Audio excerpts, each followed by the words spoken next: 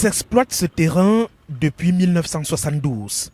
De père à fils, 54 ans plus tard, ils sont désormais sommés de libérer les lieux au profit d'un détenteur de titres fonciers. On a été surpris que jusqu'aujourd'hui on nous demande de quitter sur le site. Les voisins ne le connaissent pas. Il n'a aucune mise en valeur. Il n'a jamais été sur le terrain. Jusqu'aujourd'hui, nous on est surpris qu'on nous demande de libérer le terrain. Pourtant, toutes les mises en valeur nous appartiennent. De par sa situation géographique qui aiguise tous les appétits en face du stade omnisport de Yaoundé, le propriétaire du titre foncier numéro 070 06 Bamfundi n'est apparu qu'en 2023.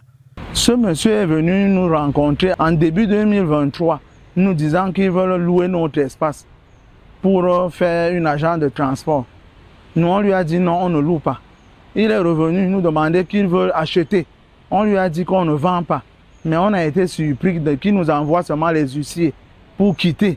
De demander à propriétaire, sans avis ni négociation avec les occupants du site, une concession provisoire de 5 ans est attribuée à M. Samba Antoine Félix en 2023. Le ministre a mandaté une commission qui est descendue sur le terrain, a fait son travail, a rendu compte au ministre. Le ministre a annulé ce titre foncier.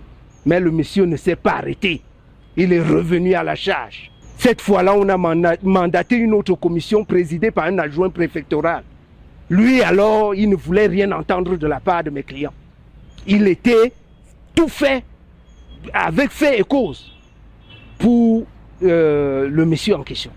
Le même ministre qui a annulé le titre foncier a réhabilité le titre foncier. Face à ce que la famille qualifie d'escroquerie, une contre-expertise apporte des données contraires aux informations contenues dans le titre foncier. On voit qu'il a mis des voisins. De ce côté-là, il indique que c'est Esphar.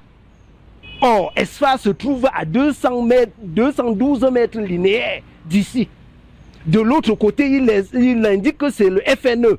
Or, c'est l'immeuble appartenant à la famille de Étienne Chama. Il indique que sur son titre foncier, une superficie de 1198 mètres carrés. En réalité, ce terrain est de 1241 mètres carrés. Plusieurs procédures engagées devant les tribunaux par les occupants du site se sont avérées infructueuses. Nous avons saisi le président du tribunal de Yaoundé Ekounou afin de prénoter le titre foncier en question au regard des contestations qui sont en cours. Le président du tribunal de Yaoundé Ekounou ne nous a jamais donné aucune suite. J'ai écrit personnellement pour dénoncer cet état des choses. Comment ne peut-on pas croire qu'il est protégé? Comment ne peut-on pas croire qu'on est dans une république où certains ont des droits et d'autres pas? En l'état actuel, le tribunal de grande instance du Fundi est saisi par une plainte avec constitution de partie civile. L'information est ouverte. Ce monsieur a été convoqué chez le juge d'instruction par 2 fois. Il n'y a pas mis pied. Voilà notre justice. Voilà notre République. J'ai personnellement écrit au ministre de la Justice, à monsieur le Premier ministre, chef du gouvernement. J'ai même saisi le président de la République. Nous attendons que les lois de la République soient respectées. En face, la procédure de référé en libération des lieux est tranchée à la vitesse éclair. L'appel a été rejeté. La famille s'est pourvue en cassation.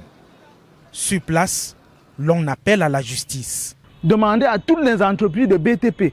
Ils vont dire, si vraiment ils savaient que le terrain appartient à ce monsieur-là, nous on quitte. Si vraiment c'est vrai que nous sommes là depuis 1972, que le monsieur quitte, qu'il parte. Nous avons contacté le conseil de Antoine Félix Samba, détenteur du dit titre foncier, et inspecteur général du ministère des Finances, qui n'a pas voulu répondre à nos questions. Une procédure en annulation du titre est pendante devant le tribunal administratif de Yaoundé et le référé de libération du site à la Cour suprême. On est dans quoi? À abuser. C'est pas sérieux. On est vraiment déçus.